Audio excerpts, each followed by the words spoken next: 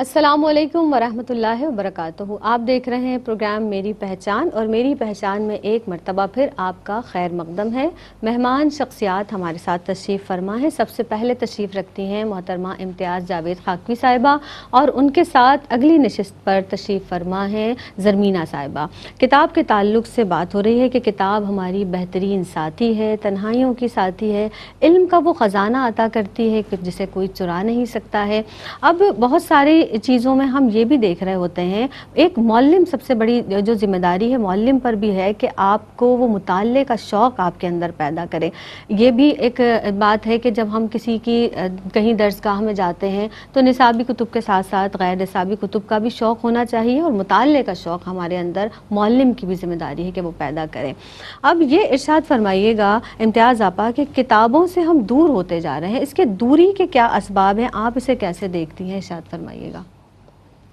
دیکھیے زینب، ہم جس دور میں گزر رہے ہیں، ہم وقت گزار رہے ہیں، یہ ایک صنعتی دور بھی کہلاتا ہے، مشینی دور بھی کہلاتا ہے، اور اب تو ایک ڈیجیٹل دور ہو چکا ہے کہ آپ کے ہاتھوں میں موبائلز آ چکے ہیں۔ آپ آج سے 20-25 سال پہلے چلے جائیں تو یہ سیلاب نہیں تھا جو آج ہے۔ آج ہر بچے کو نظام تعلیم میں ٹیبلٹ کی ضرورت ہے، ایون کلاسز میں لازم کیا جا رہا ہے کہ ہر بچے کے پاس موجود ہو، اور اب تو آن لائن کلاسز شروع ہو رہے ہیں، تو اب بچوں کے لیے mobiles, tablets, computer, laptop ان کی ضرورت ان کے نظام تعلیم کا ایک حصہ بنتی جا رہی ہے، جس کی وجہ سے کتابوں کی اہمیت کم ہو گئی ہے، کیونکہ کہاں آپ کا کتاب کا ایک حجم ہے، ایک وزن ہے، اسے آپ کو اٹھانے کے لیے کیئر کرنی پڑتی ہے، اس کو رکھنے کے لیے، جبکہ آپ یہ چھوٹا سا موبائل اٹھاتے ہیں اور اس میں کئی کتابیں، سینکڑوں کتابیں اس میں آ جاتی ہیں۔ ہاں جی، تو وہ چھوٹے سے حجم میں وہ ساری کتاب آپ کی آ جاتی ہے، جس سے کیا ہوتا ہے کہ کتابوں کا رجحان کم ہو رہا ہے۔ پھر آپ دیکھیں تو ہمارے ہاں پہلے ایک دور تھا، ایک وقت تھا کہ ہر گھر میں 3 چیزیں ہوا کرتی تھی۔ جب ماضی میں اپنے اسلاف پر نگاہ ڈالتے ہیں، ایک اسلحہ خانہ ہوا کرتا تھا، ایک جواہر خانہ ہوا کرتا تھا، اور ایک کتب خانہ ہوا کرتا تھا۔ تو یہ تینوں چیزیں ہر گھر کا ایک لازم حصہ ہوا کرتی تھی۔ غریب سے غریب گھر بھی ہوتا تھا نا، تو اس میں بھی وہ اوپر ایک طاق سا بنا دیتے تھے اور اس میں کتابیں رکھا کرتے تھے، قرآن مجید کے ساتھ ساتھ اسلامی کتب پڑھی ہوتی تھی۔ اور آج آپ گھروں میں جائیں تو ویسا آپ کو مناظر دیکھنے کو نہیں ملتے۔ ایون وہ کسی جگہ میں نے پڑھا تھا کہ شیشوں کے اندر کتابوں پہ گرد پڑی ہوئی ہے، اور وہ حسرت سے تکتی ہیں کہ کوئی آئے اور ان الماریوں کو کھولے اور ہمیں استعمال میں لائے۔ تو وہ علم کے خزانے، جواہرات کے خزانے کتابوں میں بند ہو کر رہ گئے، کوئی ان سے استفادہ نہیں کر رہا۔ تو ہمارے ہاں ایک یہ ہے کہ لائبریریز کا ویسا رجحان نہیں رہا، گھروں کے اندر بھی چونکہ اب ضرورت نہیں رہی بچوں کو، اور آپ دیکھیں تو شہری زندگی میں تو آپ کم سے کم سامان اپنا رکھنے پر مجبور ہے، کیونکہ جگہ کم ہے، تنگ ہے، تو اس لیے الماریوں کی جگہ نہیں موجود۔ میں کتنے گھروں میں جاتی ہوں تو کتابیں رف انداز سے پڑھی ہوتی ہیں، ان کو وہ ادب اور وہ کیئر ہی نہیں مل رہی جو اس ایک کتاب کا حق بنتی ہے۔ تو ایک لائبریریاں کم ہیں، گھروں میں جگہ کم ہے۔ پھر آپ دیکھیں تو ہمارے ہاں ادب میں بھی ایک جیسے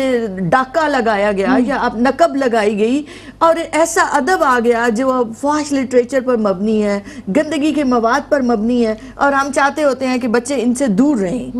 تو ایک ادب کا جو معیار ہونا چاہیے تھا وہ بھی گر گیا۔ پھر آپ دیکھیں تو مصنفین جو ہیں آپ کو بڑا کمزور طبقہ ملے گا، معاشی حوالوں سے بھی ان کو وہ رسپانس نہیں ملتا معاشرے سے جو دیگر شعبہ جات کو مل رہا ہوتا ہے۔ پھر آپ دیکھیں تو مصنفین کتابیں لکھتے ہیں اور اس کے بعد پبلش جو کرتا ہے پبلشر، وہ اس پر پیسہ لگاتا ہے، اسے کئی گنا پیسے کما لیتا ہے، جبکہ مصنفین کو ویسا اس کا ریٹرن نہیں ملتا، جس سے کیا ہو رہا ہے کہ کتابوں کا رجحان کم سے کم ہوتا چلا جا رہا ہے۔ پھر پہلے ایک کتاب جواہرات سے تولی جاتی تھی، سونے میں تولی جاتی تھی، اور میں پچھلی تاریخ پڑھ رہی تھی تو ایک کتاب لکھی جاتی تھی تو باقاعدہ اسے بادشاہوں کو پیش کیا جاتا تھا، مطلب اتنا اہتمام کیا جاتا تھا، اور لوگ انتظار کرتے تھے کہ کتاب کب آئے گی، فلاں رائٹر، فلاں عالم، فلاں مفکر، فلاں ادیب وہ کتاب لکھے گا تو کب ہمیں پڑھنے کو ملے گی اس کے علم کے جواہرات۔ اور ایک اقبال کا بھی شعر تھا کہ وہ علم کے موتی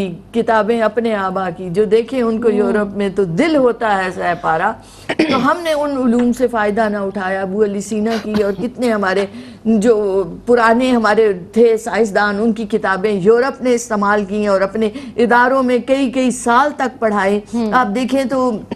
میڈیکل میں، طب میں، ریاضی میں جتنا کام علم فلکیات میں ہمارے مسلمانوں نے کیا تھا، وہ اس سے فائدہ اٹھاتے ہوئے آج وہ کہاں سے کہاں کتنی بلندیوں پر جا پہنچے ہیں، اور ہم کتابوں سے دور ہوتے ہوئے ہم اس علم سے بھی دور ہوتے چلے گئے ہیں۔ صحیح۔ تو ایک ضرورت ہے اس بات کی کہ ہم ان علم کے خزانوں سے فائدہ اٹھائیں تاکہ ہم دور جدید کے بھی ان علوم سے فائدہ اٹھا سکیں اور اپنے دینی علوم سے بھی۔